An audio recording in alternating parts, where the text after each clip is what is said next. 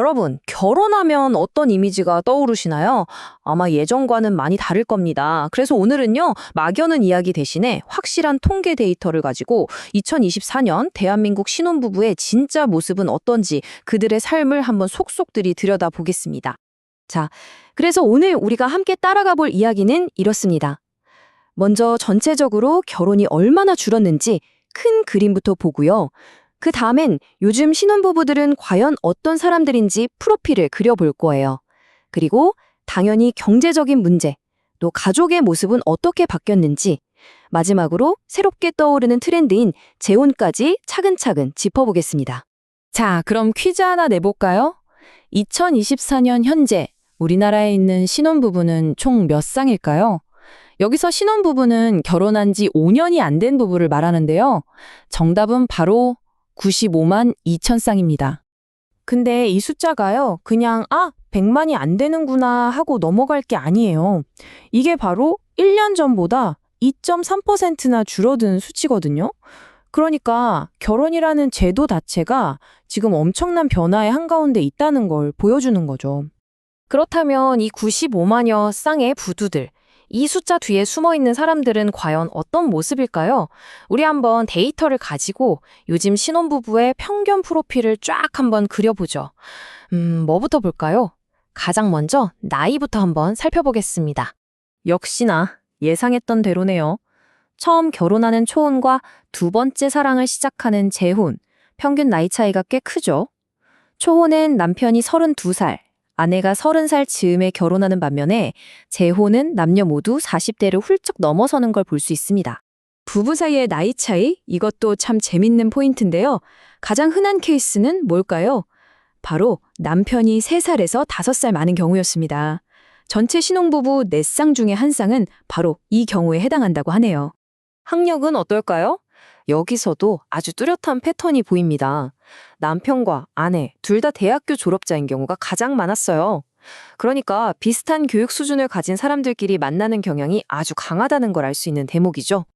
자, 이렇게 대략적인 프로필을 그려봤으니까 이제 가장 현실적인 문제로 넘어가 볼까요? 맞습니다. 바로 돈 이야기죠. 요즘 부부들의 경제 생활, 그 속사정은 과연 어떤 모습일지 한번 살펴보겠습니다. 와, 이건 정말 한눈에 보이는 엄청난 변화인데요. 바로 맞벌이의 급증입니다. 보세요. 2017년만 해도 맞벌이 비율이 47.5%였는데 2024년에는 거의 60%에 육박합니다. 불과 7년 만에 12%포인트 이상 껑충 뛴 거죠. 당연히 맞벌이가 이렇게 늘었으니까 가구 소득도 쑥 올라갔겠죠? 2024년 기준으로 신혼부부의 평균 연소득은 7,629만 원. 이것도 작년보다 5%나 오른 수치입니다. 소득이 늘면 자연스럽게 내 집 마련의 꿈에도 한 발짝 다가서게 되잖아요. 실제로 신혼부부의 주택 소유율도 조금씩이지만 꾸준히 오르고 있었어요. 2024년에는 42.7%가 자기 집을 가졌고 그들이 선택한 보금자리는 예상하셨겠지만 압도적으로 77%가 아파트였습니다. 자, 경제적인 부분을 봤으니 이제 가족의 모습은 어떤지 들여다볼 차례입니다. 특히 아이 문제, 요즘 신혼부부들은 어떤 선택을 하고 있을까요? 이거 정말 놀랍지 않나요? 거의 반반입니다. 2024년 기준으로 아이가 있는 신혼부부랑 없는 신혼부부 비율이 51대 49로 정말 팽팽해요. 이건 이제 아이를 낳지 않는 선택이 더 이상 특별한 게 아니라 아주 보편적인 모습이 됐다는 걸 보여주는 거죠. 그리고 아이가 있는 집이라고 해도 예전처럼 둘, 셋 낳는 경우는 드물다는 뜻이기도 합니다. 신혼부부 가구당 평균 자녀 수가 0.61명. 이게 통계를 쓰기 시작한 이래로 가장 낮은 수치라고 합니다. 자, 지금까지는 주로 처음 결혼하는 초혼 부부들 얘기를 했는데요. 근데 요즘 결혼의 풍경이 초혼만으로 그려지는 건 아니죠. 이제는 정말 무시할 수 없는 또 하나의 큰 흐름, 바로 재혼에 대해서도 자세히 살펴보겠습니다. 한 결혼정보회사 데이터를 보니까요. 재혼하는 분들의 표준 모델이 딱 그려지더라고요. 남성은 보통 40대 중반, 여성은 40대 초반이 가장 많았고요. 두 분 다 안정적인 직업에 높은 학력을 가진 경우가 대부분이었습니다. 근데 여기서 재밌는 게 하나 있어요. 재혼 커플들이 결혼을 딱 결심하기까지 걸리는 시간인데요. 평균 14.8개월, 그러니까 1년하고도 3개월 정도가 걸린다는 거죠. 아무래도 한번 경험이 있다 보니 초혼 때보다는 조금 더 신중하게 관제를 만들어가는 것 같죠? 자, 오늘 우리가 살펴본 내용들을 한번 정리해 볼까요?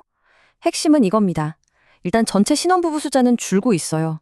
하지만 결혼하는 사람들은 나이가 더 많아지고 맞벌이를 하면서 소득은 더 높아졌습니다.